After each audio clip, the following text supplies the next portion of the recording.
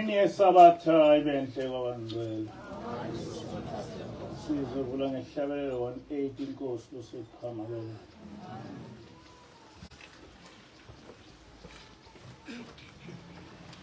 Wozani nonke izizwe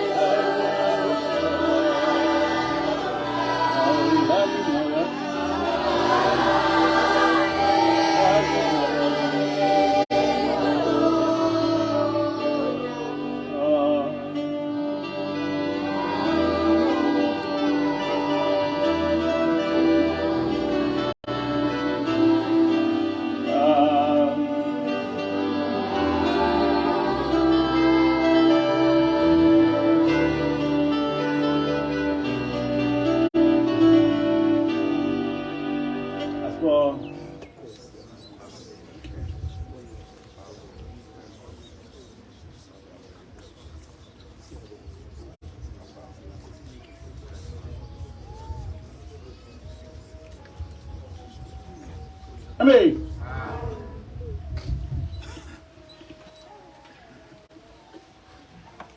Isihloko salenkonzo namhlanje sithi isizwe simnyama sidwanguza Oswini. Isizwe simnyama sidwanguza Oswini. Uyeshwa kwenye yezinkulumo zakhe uthi kungalokhu ngikhuluma kubo ngemfanekiso ngokuba noma bebona kababoni noma bezwa kabaqondi. Amen. Ungathi lokhu kukhuluma kuyisisho nje, kodwa kunjalo. Abantu abaningi baya bethi bebona, kodwa befane nezimpumputhe. Bezwa, kodwa befane nesithuko. Kulabo ababonayo nabezwayo, ngifisa ukuba ngichaze ukuthi le ndaba ukushumayela kwami nokuhlala ngenza ucwaningo ngezenkolo yaqalaphi, yaqala kanjani, futhi ibhekephi. Ngoba ngiyabona ukuthi bonke abantu amaKristu namaNazaretha badwanguza Oswini.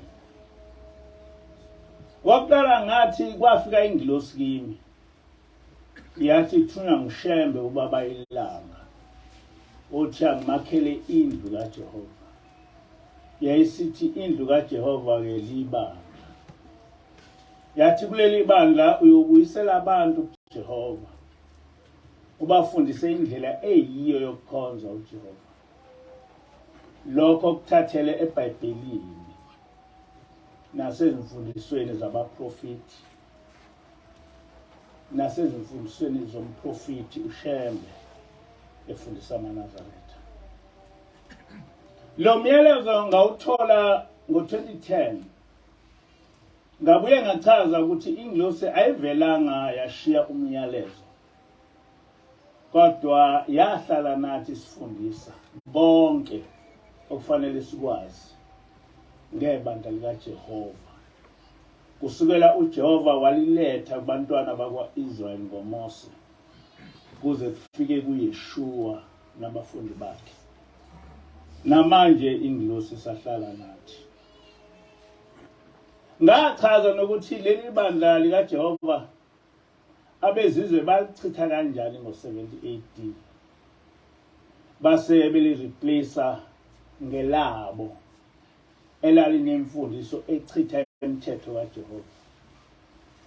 Kodwa ngobuqili bethi lokhu kwenziwa ngabaprofeti bakaJehova. Mina angisiyena umuntu omncane, sengimdala. Uma ngangiyisishoshovu senkolo, ngabe lokho ngakwenza ngisemncane, ngoba nginzalo ekholweni. Bekungethi lapho sengigugile, bese kulapho ngiqala umsebenzi onzima kanje. Umuntu ocabangayo kufanele abone ukuthi engikwenzayo angisukeli, nolwazi enginalo alisuki kimi, kodwa ngithunywe ngokwasezulwini ukuthi ngiqondise inkolo kaJehova eyafika noMose, yaqedwa ngabezizwe emva kwaYeshua, yabe isizovuswa ngishembe. Ngithunywe ngishembe ukuthi ngivike ukuthi lo msebenzi owahamba emhlabeni esewuqalile ungashabalali. Angene ugqozi lokushumayela, kepha ngenza umsebenzi engawuthunywa kusukela mhla ka-4 kuJanuwari ngo-2010. Noma ngakhula ngisebenzela ubuNazaretha, kodwa ngikaze ngibe umuntu okwangathiwa uyisishoshovu sezenkolo. Yebo, I've always been a religious scholar, kodwa bekugcina lapho. Ukhona ke umehluko phakathi kwesishoshovu senkolo nesikole. Ngachaza ukuthi ngenkathi iqala ukusifundisa ingilosi yasifundela uverse 3 womthandazo weSabatha.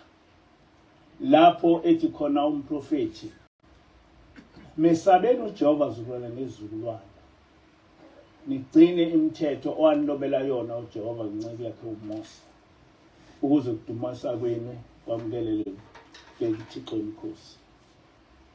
Ingilosi yahlala kuleli vesi isibonisa ukuthi isisekelo sokuNazaretha imithetho kaMose. Ngakho-ke ukuze yonke imfundiso yami iqonde, kumele ngigxile emthethweni kaJehova owayiletha kithi ngoMose. Ukulandela imithetho kaMose kwakusho ukuthi kumele ngichithe izimfundiso zamaKristu nezamaNazaretha eziningi ezingahambisani nomthetho kaMose. Ngasho ukuthi ngangenazo izintshumayelo zikababamkhulu ngaphandle kwesihlabelelo zamaNazaretha.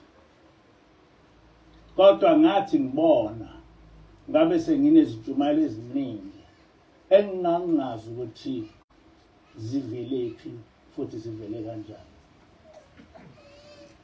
Isilima sodwa esingacabanga ukuthi lokhu kushumayela kwami kunenhloso yokuhlasela ubuKristu kulabo abangamaKristu, nokuthi kunenhloso ukuhlasela abaholi babo kulabo abangamaNazaretha. Ngabe manje umuntu osile akaboni ukuthi lapha sikhuluma ngebandla likaJehova elalethwa kithi nguMose, lachithwa emva kwaYeshua, nokuthi leli bandla engiliqondisayo libandla lamaNazaretha elaliholwa ngubabamkhulu, kodwa elingasayilandeli izimfundiso zikaShembe. Okwesibili, ngachaza ukuthi kwavela impikiswano eningi yamaNazaretha maqondana nomuzi wasephakameni nasekuhleni. Kulokho kuphikisana ingilosi yabe isithi, ngiyabona nje amaNazaretha ephikisana ngenkolo, ngiyabona nje amaNazaretha ephikisana ngekomkhulu lamaNazaretha, kodwa ikomkhulu lebandla likaJehova ezulwini iJerusalema. Yathi kuza isikhathi ukuthi lapho abantu sebeyazi kahle indaba kaNkulunkulu, zonke izizwe kanye ngonyaka zohlangana eJerusalema. Le nkulumo yayingaqali ukushiwo ingilosi. uHezekeli 36 verse 24 to 28 kuthi, ngiyakunithabatha ezizweni, nginibuthe emazweni onke, nginise ezweni lakini. Ngiyakunifafaza amanzi ahlambulukileyo, nihlambuluke. Nginihlambulule kukho konke ukungcola kwenu nakuzo zonke izithombe zenu. Ngiyakuninika inhliziyo entsha, ngifake phakathi kwenu umoya omusha. Ngikhiphe inhliziyo yetshe enyameni yenu, ngininike inhliziyo yenyama. Ngiyafaka umoya wami phakathi kwenu, ngenze ukuba nihambe ngezimiso zami.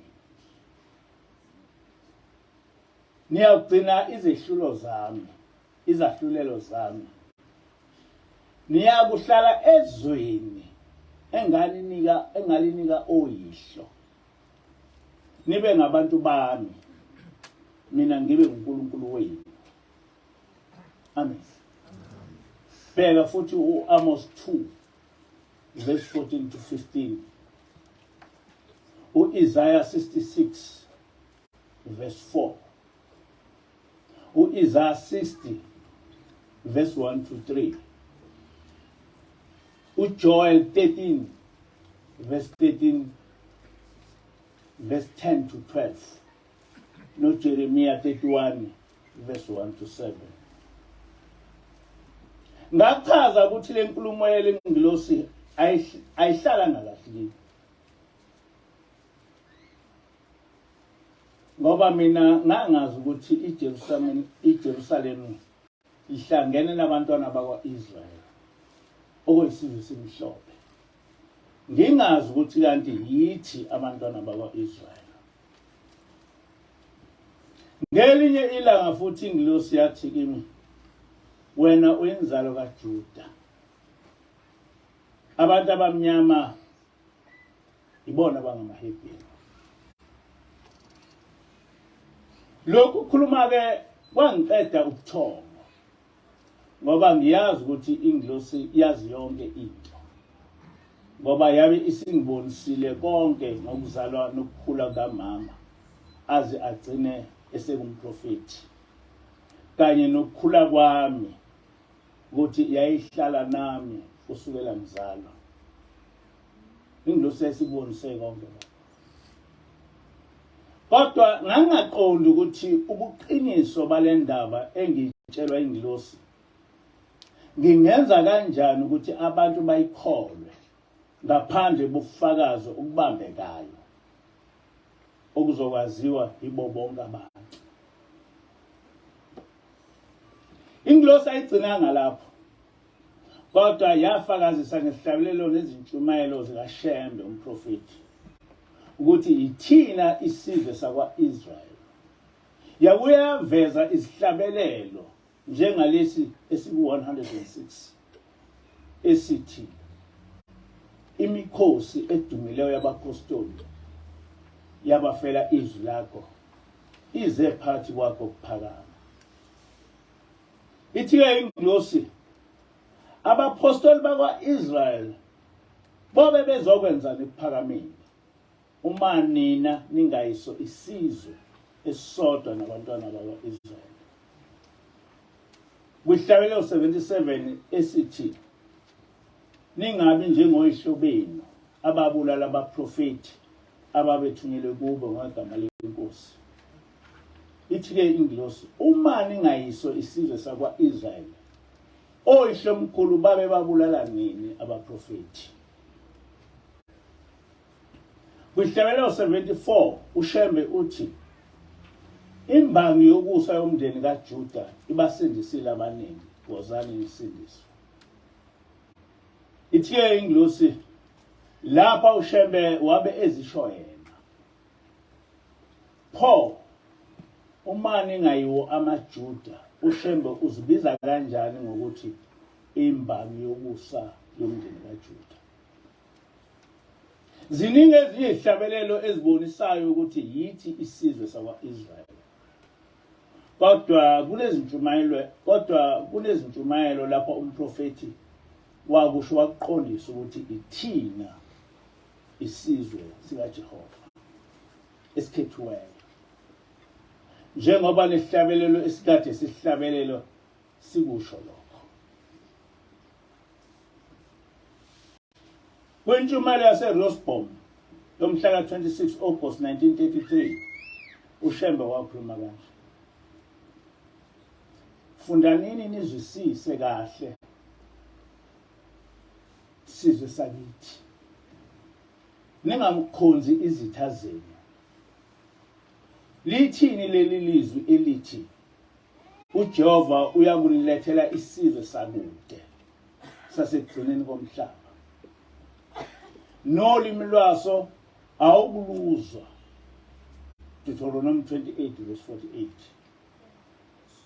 UDeuteronomy 28 verse 48 kuthi, uyokuzikhonza izitha zakho uJehova awuzithumela kuwe ngokulamba, ngokoma, ngobunqunu nangokweswela izinto zonke.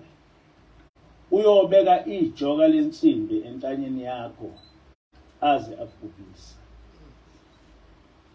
Uthi-ke uShembe, wathi uJehova lesi sizwe siyakudla inzalo yezinkomo zakho nenzalo yezimvu zakho, asiyikushiyela nombila.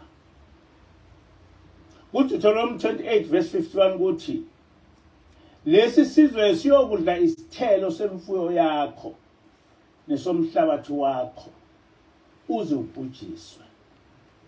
Asikushiya okusanhlamvu, iwayini elisha, amafutha amasha, amankonyane, amazinyane ezimvu zakho, size sikushaye sikubhuqe.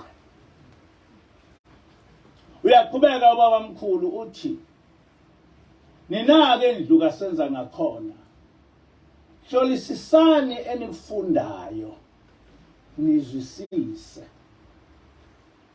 Ningakhonzi izitha zenu akhuluma ngazo uJehova kini emandulo. Uthi uJehova uyonilethela isizwe sakude. Kuleso sizwe uyokhonza izithixo zemithi namatshe. kuDuteronomy 28 verse 36 kuthi uJehova uyokuyisa wena nenkosi oyibeke phezu kwakho kuso isizwe ongasazi. Wena nokhokho bakho niyokhonza lapho abanye onkulunkulu bokhuni namatshe. Kodwa kukhona umuntu noma abantu noma umuntu omnyama othi uJehova akakhulumi naye noma akakhulumi nathi. Kodwa angeke asikhombe lesi sizwe esizigqila kuzo zonke izizwe ezimhlophe nasesiqhingini. Akaboni ukuthi kule nkolo yabezizwe ukhonza khona onkulunkulu bokhuni namatshe. Lezi zithombe zoMaria ababaziwe ziyini? Yena lo Jesu osezintanyeni zethu, ezindlini nasemasontweni ethu, uvelaphi? Ungubani? Noma uyisithixo esavelaphi? Kade ngangichaza ukuthi uJesu ongumuntu akakaze abe khona. Lokhu akusungile. Kodwa kusembhalweni yabamhlophe. Thatha incwadi kaDr. Costa ethi Come Out of Her, My People. Inkolo yobuKristu inkolo yaseBhabhiloni. Ayihlangene noJehova uNkulunkulu wethu. Akusho mina, kusho izwi elivela ezulwini. Kwisambulo 18 verse 1 to 4 kuthi emva kwalokho ngabona enye ingilosi yehla ezulwini inamandla amakhulu, nomhlaba wakhanyiswa ngokukhazimula kwawo. Yamemeza ngezwi elinamandla yathi, liwile iBhabhiloni elikhulu, selibe yindawo yokuhlala amadimoni, nendawo yokubopha bonke omoya abangcolileyo, nendawo yokubopha zonke izinyoni ezingcolileyo nezizondekayo.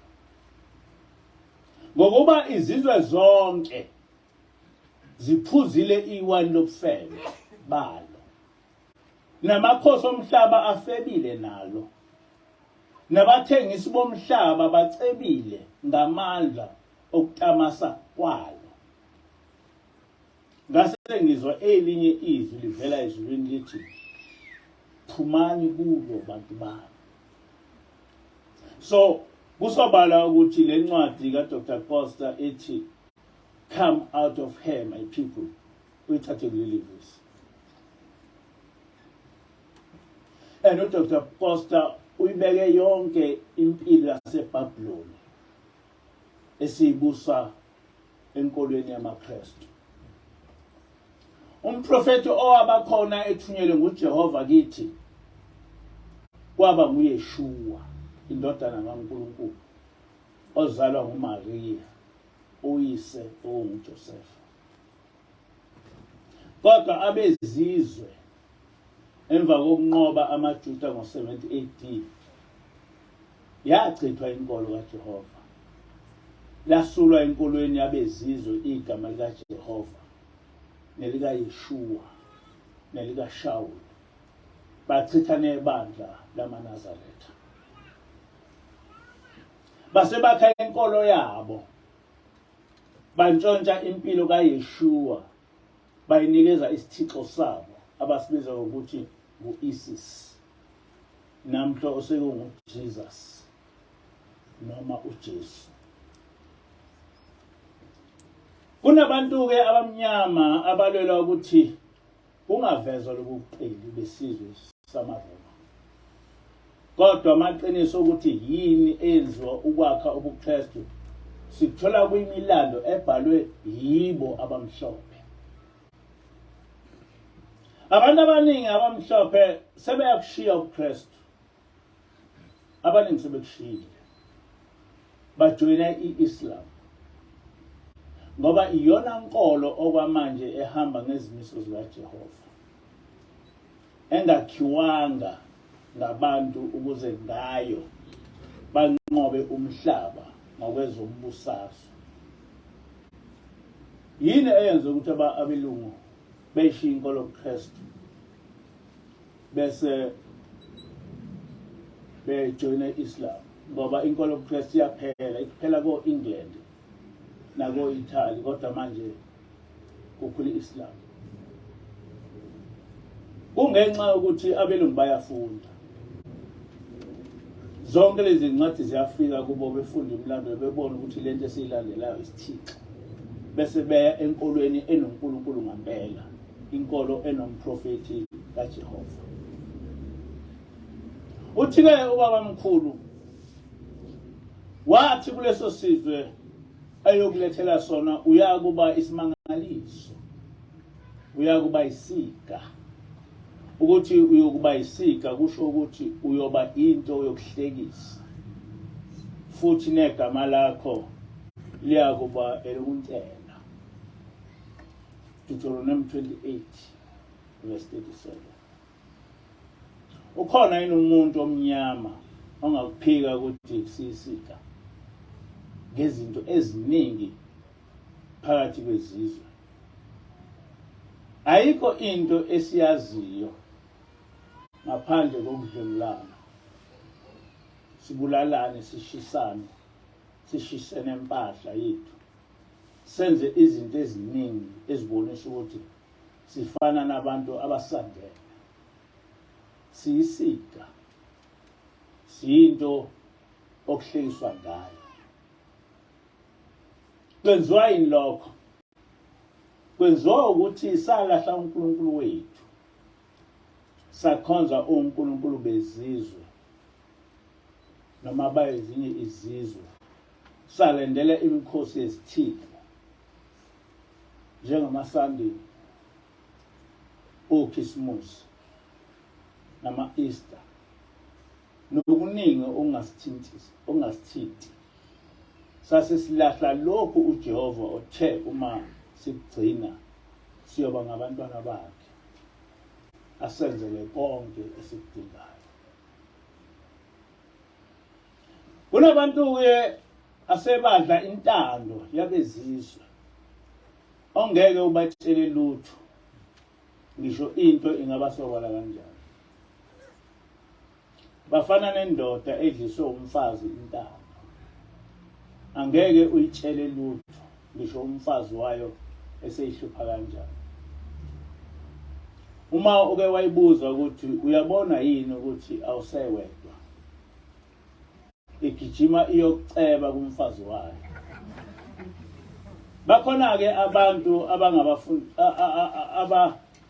abangafundiseki, abalelela obasi babo kuphela. Ithi-ke incwadi kaKing Leopold II, labo abaphuma endleleni yethu nibanyundele kubantu bakubo, nibenze abantu ababi nabadukileyo. Izimishini zenza njalo kushemba. Kwathi engasekho emhlabeni base bemnyundela kubantu bakubo, bathi wafa ezama ukundisa. nempela abantu abamnyama basizakala kwase kuba yibo abaqhuba leli vangeli eliyilungu abalifunzwe ngabamhlophe. Uthi-ke ubaba mkhulu, wena-ke umuntu onsundu, vula izindlebe zakho uzwe namehlo akhe abone igama okuntelwa ngalo lapha emhlabeni ukuthi elasiphi isizwe. Akuwena umuntu omnyama na? Umuthi ongenasithelo usizani kowutshalileyo? Uma ukukholwa kwenu kunithelela usizi, kusizani? uJehova wathi uyozala amadodana namadodakazi, kodwa awukuthokoza ngawo. Akasho kuwe umuntu omnyama na? Deuteronomy 28 verse 41. Akusuwena yini ofundise indodana yakho kahle esikoleni na? Eqedeni kwayo ukufunda leyo ndodana yakho, yathi-ke uma ibuya yakulandela wena ise.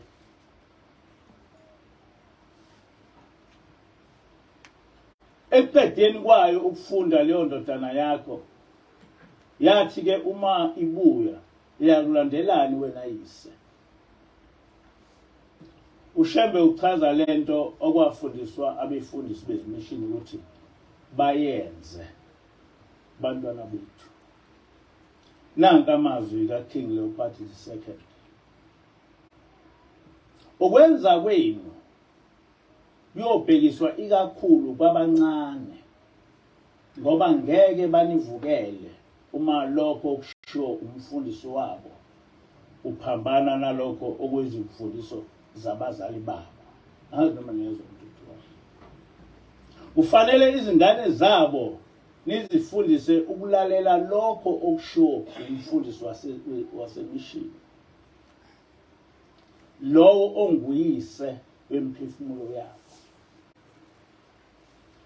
Kufanele nigcizelele ukuba zinithobele ngokupheleleyo futhi zinilalele, nigweme ukuthuthukisa imimoya yazo ezikoleni. Nifundise abafundi ukuba bakwazi ukufunda kodwa bengakwazi ukucubungula lokho abakufundayo. Teach them to read but not to reason.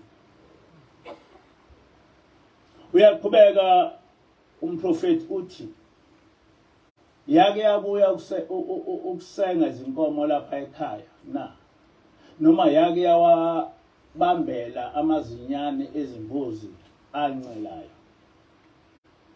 Ayizange ibuye, yahamba yaya kwesinye isizwe yayosebenzela abafazi abangesibo onina namadoda angasibo oyise.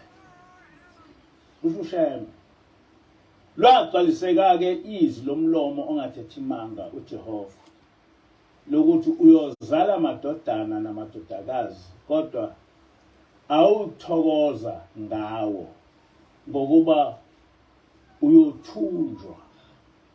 Deuteronomy 28 verse 41. Namhla intombi yakho ikhuleliswa indiya, liyitshile phansi njengamafinyila, ngokuba kuyintombi yesithunjwa. Intombi yakho namhlanje ikhuleliswa umlungu, ayitshinge phansi njengamafinyila, ngoba iyintombi isithunjwa.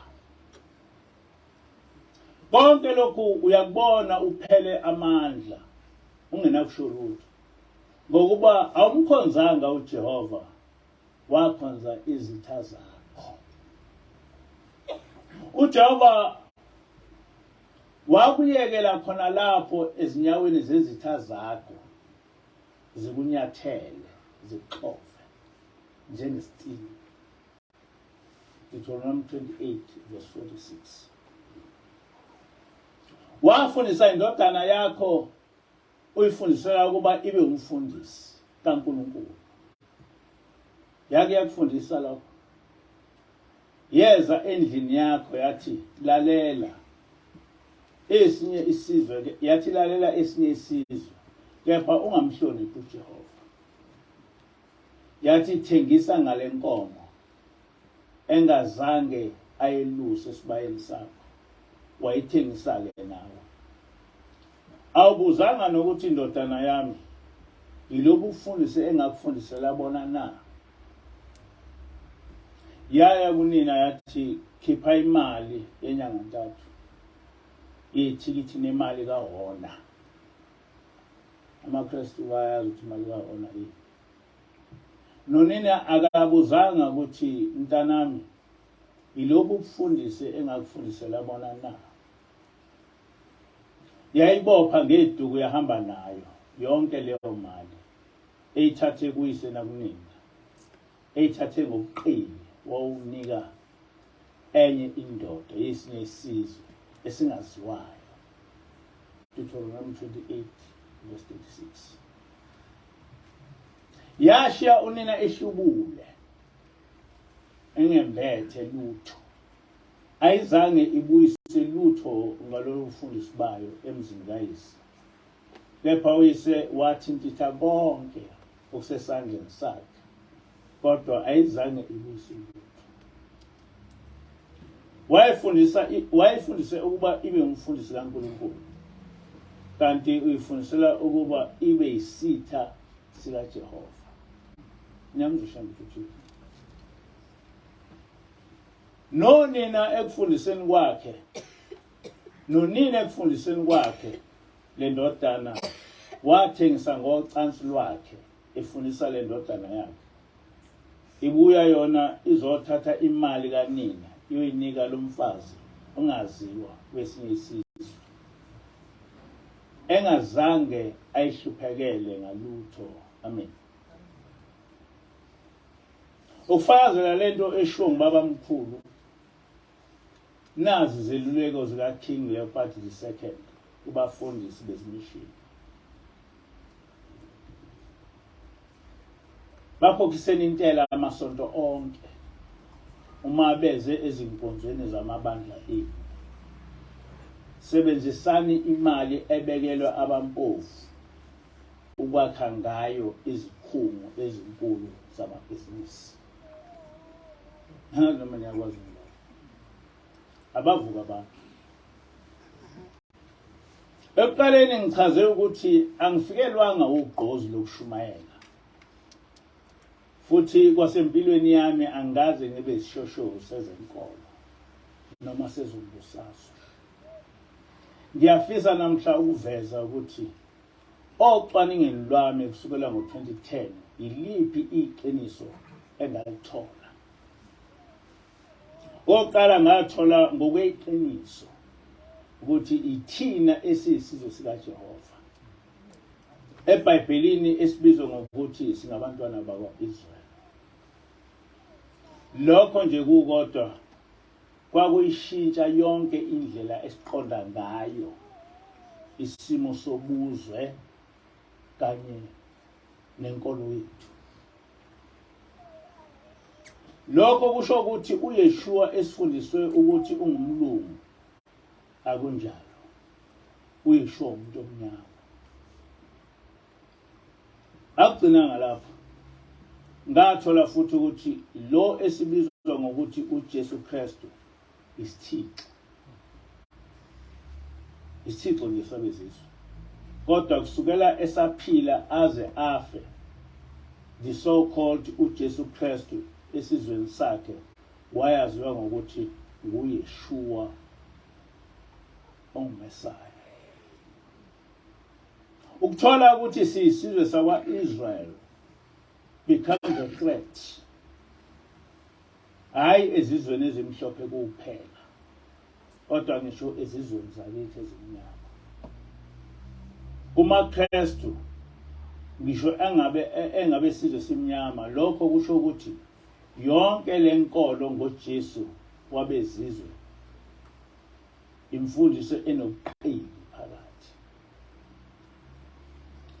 lokhu akushintshi kuphela uJesu uba ebuyele egameni lakhe la ngempela okunguyeshua, kodwa ngisho isystem yenkolo iyashintsha, ngoba yonke lemfundiso ukuthi asisaphili ngaphansi komthetho kaJehova nokuthi kukhona isivumelwano esisha into engekho, kodwa kwakuyindlela yabezizwe yokusixabanisa noJehova ukuze sihlale sizigqila zabo, ngoba uJehova unguNkulunkulu wethu sesimlahlile.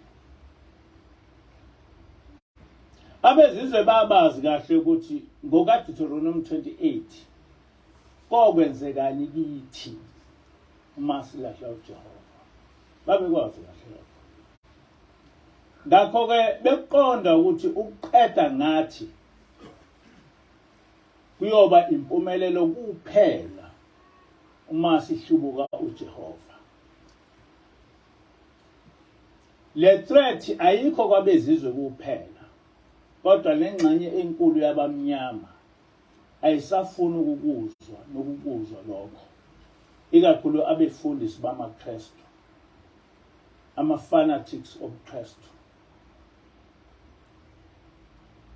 nama-fanatics ebandleni lamaNazaretha kanye nabenkolo yomdabu. Ifear yamaKristu iyezwakala futhi isobala. Akakho umuntu ongashiya kalula indlela ophuliswe ngayo. Abanye baye balemukele ushintsho mase bethola okuyiqiniso, kodwa abanye ngokwesimo sabo bayayizonda i-transformation, kungakhathaleki ukuthi inhle noma imbi. Abantu abaningi ngokwembathwa umoya womubi baya bethathe lokho okudumisa uSathane bese kuba yikho abakwenza impilo yabo. Ayikho into abantu abayisaba njengokugcina isabatha, ukugunda. Ungagundi, ungayidli ingulube kanye neminye imithetho kaNkulunkulu. Abantu bayisaba kabi leyo nto. Kwamanye amaNazaretha ukugcizelela uverse 3 womthandazo wesabatho kubaphoqa ukuba bagcine umthetho kaJehova, bahambe ngokwezimfundiso zomprofeti, kanti sebezenzele onkulunkulu babo abangayikhulumi indaba yokugcina komthetho kaJehova. So ukubuyela kuJehova kuba yithreat kubo bonke abantu. Le ndaba yokuthi singamaHebheru ayehli kahle nasenkolweni yomdabu, ngoba lokho kusho ukugcina umthetho kaJehova. Ngomthetho kaJehova kumele sigcine isabatha, singawahlabeli amadlozi, singasondezi ezangomeni. Yikho-ke le ndaba kubuyela kuJehova iyi-threat enkolweni yomdabu. Lokho kuyinkinga ngoba uNkulunkulu ongumvelinqangi akanamthetho, bagcina nje amasiko besebenza abakuthandayo ngoba babuswa izwi labantu. Ngalokho-ke ibandla likaJehova alithandwa emhlabeni ngaphandle kwalabo abakhethiwe ukuthi ekufeni kwabo bayobona umbuso wezulu.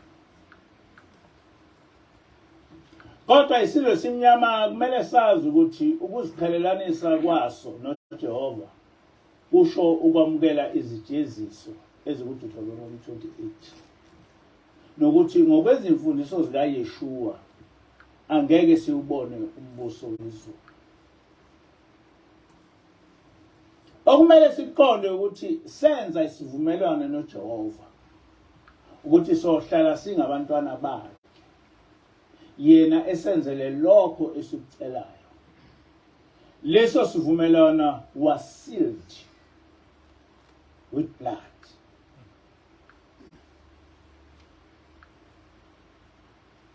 lokho kufana nomakoti ochelwe ngenyongo ngokwenze njalo usuke esenze isibopho sokuthi usengwalapho ekhaya aze afe.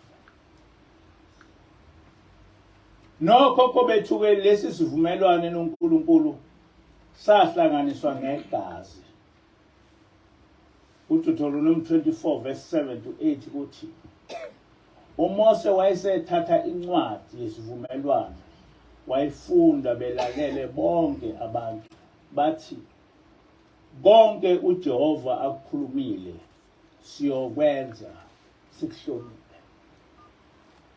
uMose wathatha igazi wafafaza ngalo abantu wathi bhekani leli igazi lesivumelwano uJehova osenze nani ngawo wonke lamazwi. Abantu bayezwa ukuthi emva kwalokho abantu bavuma phambi kwaNkulunkulu.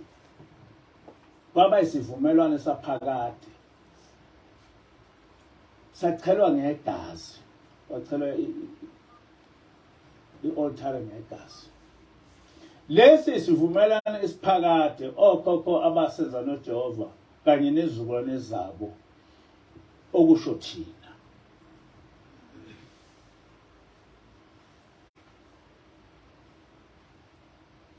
Ngakho-ke uma lesi sivumelwano sokukhonza uJehova sisaphula akho lutho oluyosilungela kanye nabantwana bethu. Ngaphezu kwalokho labo abaphula umthetho kaJehova nasekufeni kwabo ngeke bawubone umbuso wezulu. Lento engiyikhulumayo ayiveli kimi kodwa kusuke umuntu ezulwini wazohlala nathi wasifundisa ngakho konke okudingwa nguJehova.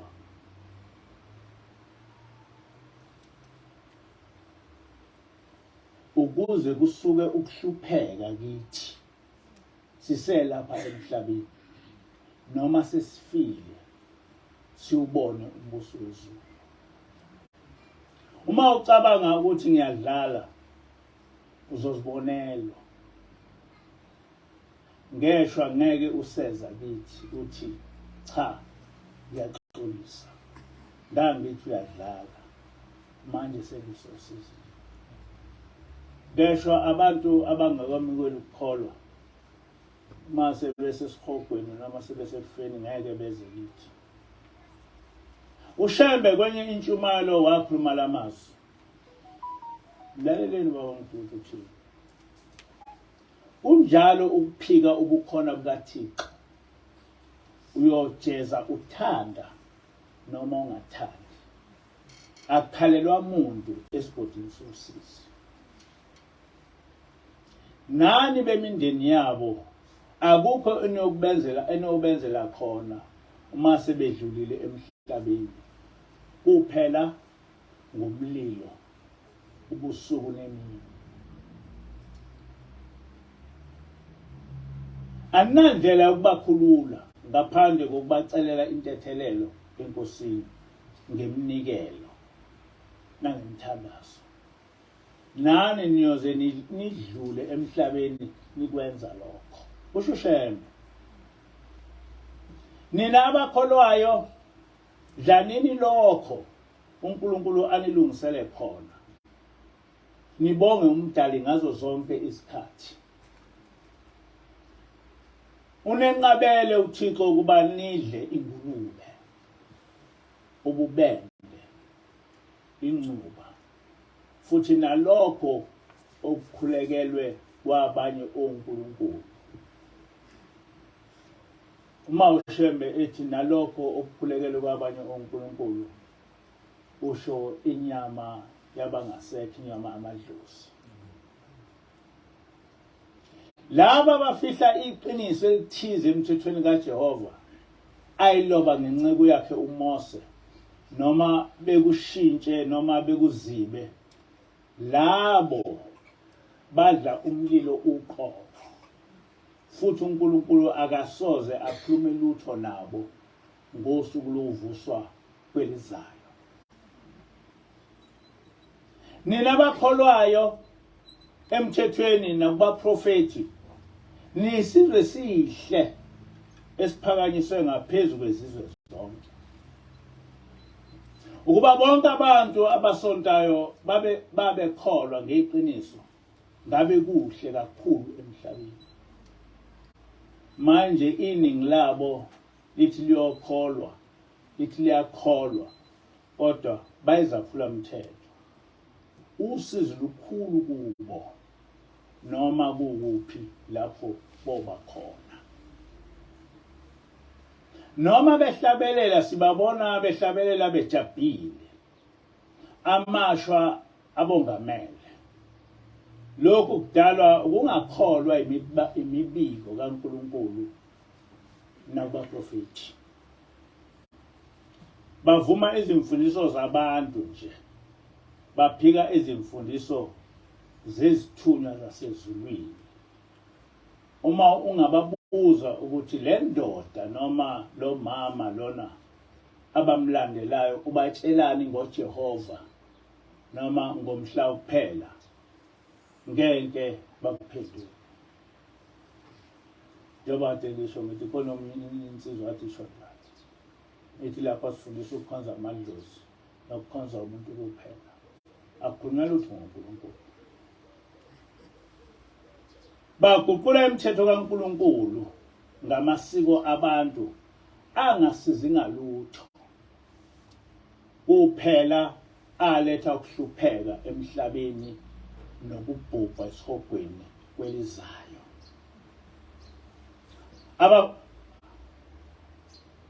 abefani kodwa bonke kuneqembu eliqotho nakubo elizamayo imithetho kaJehova ukuyenza labo yilaba abakholwayo kumdali wezulu nomhlaba nokuthi uyedwa nokuthi lukhona usuku lokuvuswa kwelizayo nokuthi zikhona izingelosi kanye nomoya ongcwele noma yini-ke abayenzayo labo enhle uNkulunkulu uyayibona futhi uyabazi labo abantu labo abangakholwa umcebo wabo ngeke ubasize ngalutho kanye nezingane zabo kuphela bazibasela umlilo omkhulu abazobhukuda kuwo omkhulu ohlula lona okwangena kuwo oDaniel noMeshach noAbednego lapho bakhishwa khona ingilosi kaNkulunkulu abantu babecanga ukuthi kuyadlala ukuthi uma ungakholwa usazongena emlilweni ngaphambi kuyadlala ufana nomnikelo wabo labo mubi awamukeleki emazulwini ngoba bona benzela ukubonwa yizwe abafundanga yini embhalweni ukuthi wathini uYeshua kubo wathi nina abangakholwa uma upha umuntu oswele isipho kumele kwazi nina nobabili kuphela manje nina abangakholwa nibiza abezindaba bezothathela nifuna ukubonwa yizwe lonke phela lizonibona izwe lokho kusho ukuthi senisitholile isibusiso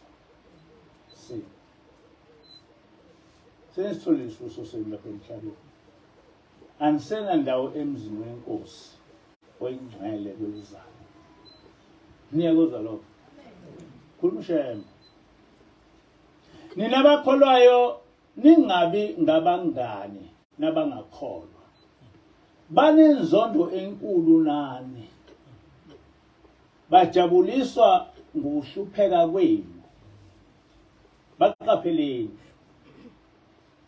uNkulunkulu uJehova uveze iqiniso eliphelele ngemithetho yakhe ebhalwe phansi wayifundisa nangabaprofeti kanye nabapristi njengoba ngiyompristi ngimfundisayo ngakho labo abangavumelani nemithetho kaMose baya ekulahlweni.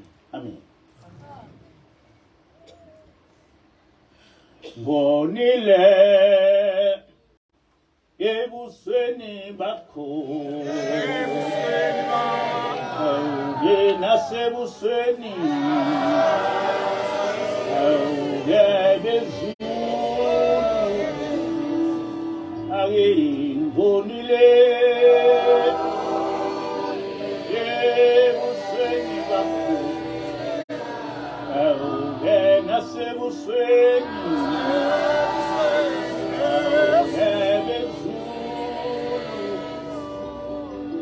isolani lingonisi ngayephula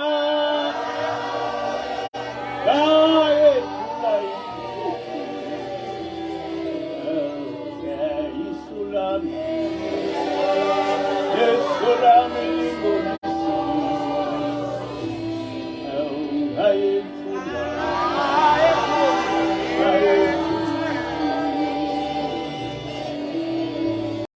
Isolani Dingonisi Ngayephula Yemite Isolani